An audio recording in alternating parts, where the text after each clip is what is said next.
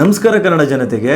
ನೀವೆಲ್ಲ ಇನ್ನೂ ಕೂಡ ಸ್ಟಾಕ್ ಮಾರ್ಕೆಟನ್ನು ಒಂದು ಗ್ಯಾಮ್ಲಿಂಗು, ನಾನು ಸ್ಟಾಕ್ ಮಾರ್ಕೆಟಿಗೆ ಇರೋ ಬರೋ ದುಡ್ಡೆಲ್ಲ ಕಳ್ಕೊಂಡ್ಬಿಡ್ತೀನಿ, ನಾನೇನು CA ಓದಿನ ಈ ಸ್ಟಾಕ್ ಮಾರ್ಕೆಟ್ನ ಅರ್ಥ ಮಾಡ್ಕೊಳ್ಳೋಕ್ಕೆ.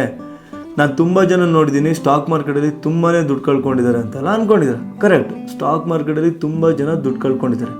ಅದೇ ರೀತಿ ಸ್ಟಾಕ್ ಮಾರ್ಕೆಟಲ್ಲಿ ತುಂಬ ಜನ ಒಳ್ಳೆಯ ದುಡ್ಡನ್ನೇ ಮಾಡಿದ್ದಾರೆ.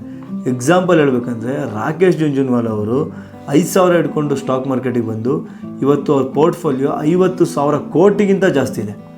ಅದೇ ರೀತಿ ಜತಿನ್ ಕೇಮಾನಿ ಅವರು 2010ರಲ್ಲಿ ಅವ್ರಿಗೆ 21 ವರ್ಷ ಇದ್ದಾಗ ಸ್ಟಾಕ್ ಮಾರ್ಕೆಟಿಗೆ ಬಂದು 1000% ಜಾಸ್ತಿ ಪ್ರಾಫಿಟ್ ಮಾಡಿದ್ದಾರೆ.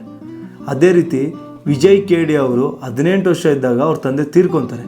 ಆವಾಗ ಬರೀ 35,000 ಇಟ್ಕೊಂಡು ಫ್ಯಾಮಿಲಿ ಗ್ರೋತಿಗೋಸ್ಕರ ಸ್ಟಾಕ್ ಮಾರ್ಕೆಟಿಗೆ ಬರ್ತಾರೆ. ಇವತ್ತು ಅವ್ರದ್ದು ನೆಟ್ವರ್ತು 1000 ಕೋಟಿಗಿಂತ ಜಾಸ್ತಿ ಇದೆ. ಈ ಸ್ಟಾಕ್ ಮಾರ್ಕೆಟಲ್ಲಿ ಯಾರು ದುಡ್ಡು ಕಳ್ಕೊತಿದ್ದಾರೆ ಅಂದರೆ, ಯಾರೆಲ್ಲ ಒಂದೇ ದಿವಸದಲ್ಲಿ ದುಡ್ಡು ಮಾಡಿಬಿಡ್ಬೇಕು, ನಾನು ಇವತ್ತು ದುಡ್ಡು ತಂದೀನಿ ನಾಳೆನೇ ಶ್ರೀಮಂತ ಆಗಿಬಿಡ್ಬೇಕು, ದಿನ ನಾನು ಎಷ್ಟು ಪ್ರಾಫಿಟ್ ಮಾಡ್ತಿದ್ದೀನಿ ಅಂತ ಎಲ್ಲ ನೋಡ್ತಿರೋ, ವಿತೌಟ್ ಸ್ಟಾಕ್ ಮಾರ್ಕೆಟ್ ಬಗ್ಗೆ ನಾಲೆಡ್ಜೇ ಇಲ್ದಂಗೆ ಶ್ರೀಮಂತ ಆಗಬೇಕು ಅಂದ್ಕೊತಿದ್ದಾರೋ, ಇಂಥವರು ಸ್ಟಾಕ್ ಮಾರ್ಕೆಟಲ್ಲಿ ತುಂಬ ದುಡ್ಡು ಕಳ್ಕೊಂಡು ಸ್ಟಾಕ್ ಮಾರ್ಕೆಟ್ ಸರಿ ಇಲ್ಲ ಅಂತ ಬೈದ್ಬಿಟ್ಟು ಹೊರಗೆ ಹೋಗ್ತಾ ಇದ್ದಾರೆ. ನೀವೇನಾದರೂ ನಿಜವಾಗ್ಲೂ ಸ್ಟಾಕ್ ಮಾರ್ಕೆಟಲ್ಲಿ ದುಡ್ಡು ಮಾಡಬೇಕು ಅಂತ ಇದ್ದರೆ, ನೀವು ಫಸ್ಟು ಸ್ಟಾಕ್ ಮಾರ್ಕೆಟ್ ಬಗ್ಗೆ ಸ್ಟ್ರಾಂಗಾಗಿ ನಾಲೆಡ್ಜ್ ಇರಬೇಕು. ಆ್ಯಂಡ್ ನಿಮಗೆ ಒಂದು ಟೆಕ್ನಿಕಲ್ ಅನಾಲಿಸಿಸ್ ಅಂದರೆ ಏನು ಅಂತ ಗೊತ್ತಿರಬೇಕು. ಮಾರ್ಕೆಟು ಯಾವ ಸ್ಟ್ರಕ್ಚರಲ್ಲಿ ಅಂತ ತಿಳ್ಕೊಬೇಕು, ಅಷ್ಟಾರು ನಾಲೆಡ್ಜು ಇರಲೇಬೇಕು.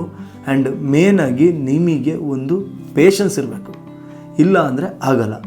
ನೀವೇನಾದರೂ ನಾನು ಸ್ಟಾಕ್ ಮಾರ್ಕೆಟಲ್ಲಿ ಒಂದೇ ದಿವಸದಲ್ಲಿ ದುಡ್ಡು ಮಾಡಿಬಿಡ್ಬೇಕು, ನಾನು ಇವತ್ತು ಬಂದರೆ ನಾಳೆನೇ ಶ್ರೀಮಂತ ಆಗಿಬಿಡ್ಬೇಕು ಅಂತ ಇದ್ದರೆ ಈ ವಿಡಿಯೋ ನಿಮಗಲ್ಲ.